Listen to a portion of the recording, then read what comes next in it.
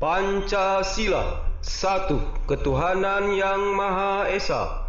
2. Kemanusiaan yang adil dan beradab. 3. Persatuan Indonesia.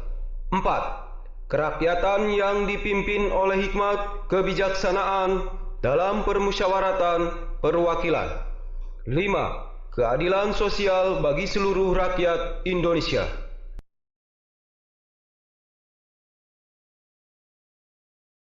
Assalamualaikum warahmatullahi wabarakatuh. Anak-anakku yang saya cintai dan saya banggakan, kita tidak terasa sudah memasuki hari yang ketiga dalam MPLS tahun pelajaran 2021-2022.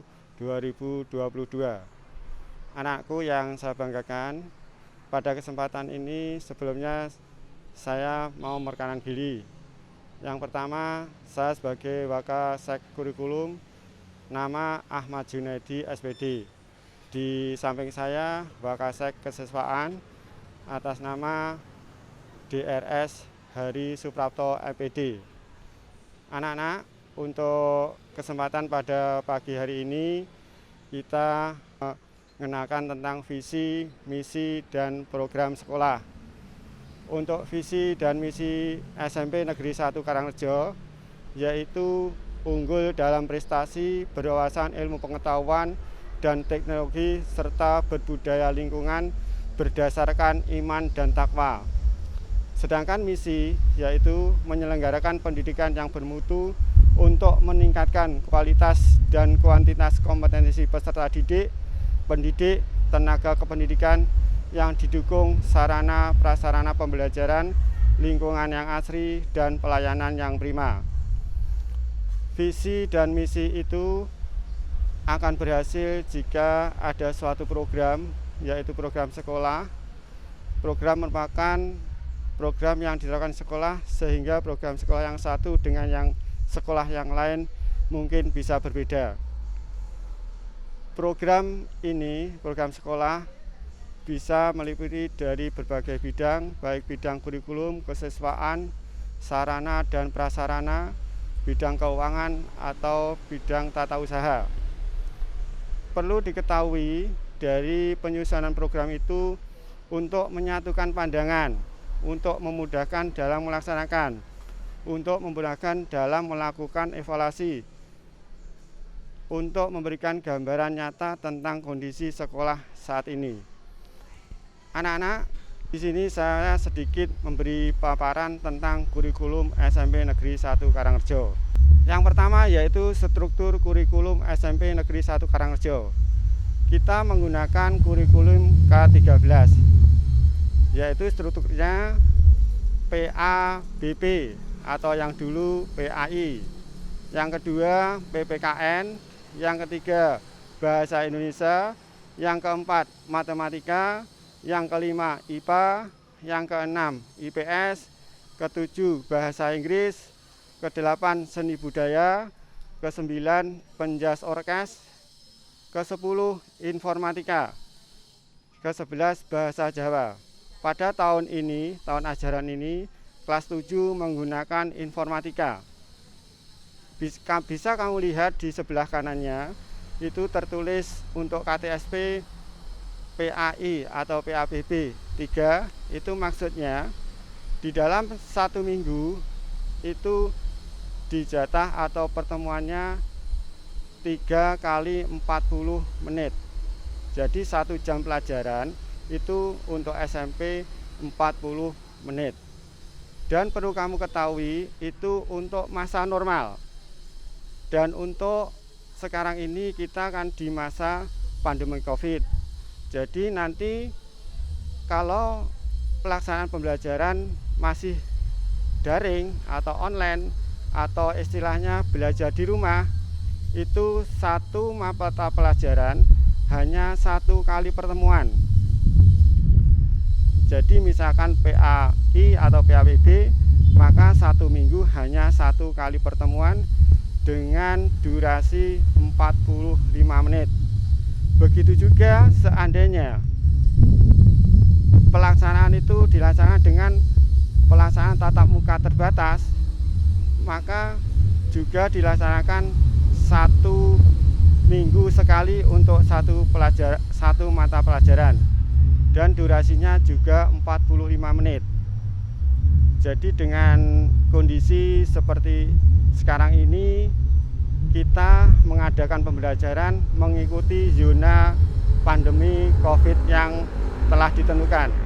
Jadi nanti mungkin bisa 100% di rumah, atau 75% di rumah, atau 50% di rumah.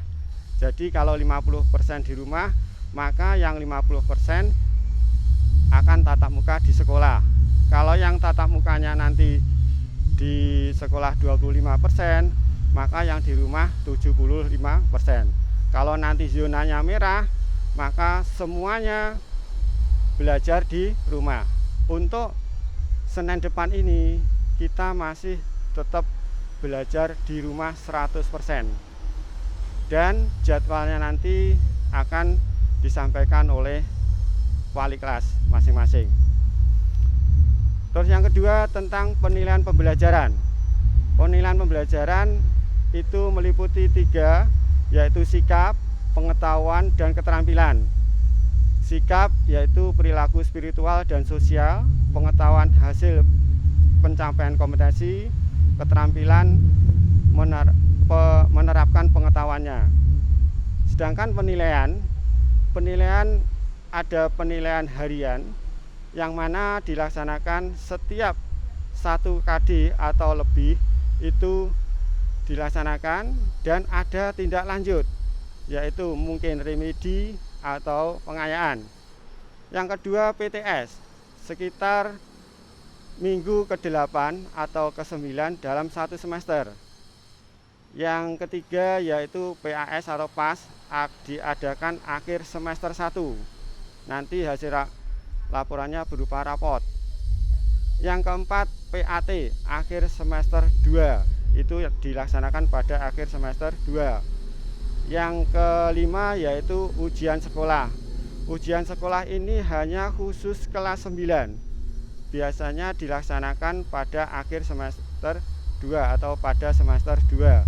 Dan itu jadwal biasanya mengikuti arahan dari Dinas Pendidikan Kabupaten Tulungagung, kalau di SMP Negeri 1 Karangrejo Tulungagung. Yang keempat yaitu tentang laporan hasil belajar. Laporan hasil belajar kalian nanti 1 tahun itu menerima 4 kali, yaitu berupa laporan tengah semester, laporan semester 1, laporan tengah semester 2, dan yang keempat laporan semester 2 sekalian untuk kenaikan yang kelas 7 dan 8. Sedangkan kriteria kenaikan yaitu menyelesaikan program pembelajaran, kedua memiliki nilai sikap minimal baik, tidak ada nilai di bawah 50, yang keempat hasil rapat Dewan Guru tentang kenaikan. Sedangkan kriteria kelulusan 1. Menyelesaikan program pembelajaran, mengikuti ujian sekolah yang diserahkan oleh sekolah. Yang ketiga, memiliki nilai sikap minimal baik. Yang keempat, hasil rapat Dewan Guru. Anak-anakku yang saya banggakan, kita tahu masa sekarang itu adalah kondisi masa pandemi. Kita berdampingan dengan 2. Yang pertama berdampingan dengan COVID-19, juga yang kedua berdampingan dengan teknologi atau perkembangan. Karena itu nanti di dalam pembelajaran daring itu kalian nanti harus menggunakan fasilitas yang diperlukan. Sebagai contoh mungkin HP, mungkin laptop atau komputer. Dan semuanya itu kalau daring atau itu kan membutuhkan paketan. Ya, saya mengharapkan bukannya paket yang medsos itu. Karena nanti kalian juga menggunakan akun pembelajaran yang dari Kemendikbud. Dengan akun pembelajaran yang Kemendikbud itu untuk pulsanya gratis dan drive-nya juga tidak ada pembatasan. Jadi nanti kalian dalam pembelajaran di sini biasanya menggunakan Google Classroom, mungkin WhatsApp, mungkin ada yang pakai Google Form dan sebagainya. Tergantung guru kelasnya masing-masing, guru mata pelajaran masing-masing. Karena itu saya mengharapkan aplikasi-aplikasi yang diperlukan harus kamu kuasai betul, sehingga kalian tidak kesulitan untuk mengikuti kegiatan belajar mengajar khususnya secara online. Untuk BDR tadi kalian diharapkan ada pendampingan dari orang tua. Jadi kalian waktu belajar diharapkan ada orang tua di sampingnya untuk mendampingi ya. Tolong nanti disampaikan pada orang tuanya bahwa sebaiknya orang tua mendampingi itu. Terus yang berkaitan dengan pembelajaran tatap muka terbatas, nanti di dalam sekolah nanti kalian, karena di era yang new normal atau era baru, maka protokol kesehatan harus kamu laksanakan. Tidak ada istilah masih muda dan sebagainya, tetapi protokol kesehatan harus kamu laksanakan, yaitu memakai masker, menjaga jarak, dan sering mencuci tangan. Itu mungkin yang bisa saya sampaikan untuk paparan kurikulum. Semangat belajar, kita bisa karena terbiasa, kita mahir karena berlatih. Assalamualaikum warahmatullahi wabarakatuh. Assalamualaikum warahmatullahi wabarakatuh. Yang saya hormati, yang kami hormati Bapak Ibu wali murid SMP Negeri 1 Karangrejo dan peserta didik baru tahun pelajaran 2001-2022 yang kami sayangi, kami cintai dan kami banggakan. Pada bidang kali ini saya akan memaparkan bidang kesiswaan. Pada intinya tadi disampaikan oleh bidang kurikulum bahwa visinya adalah unggul dalam prestasi yang berwawasan iptek dan berdasarkan imtak. Secara khusus misinya adalah kita belajar dan membimbing siswa supaya membentuk pribadi yang sihat jasmani dan rohani. Kita berkompetisi untuk berprestasi secara sportif. Dan yang terakhir adalah tentang penghayatan terhadap Tuhan Yang Maha Esa.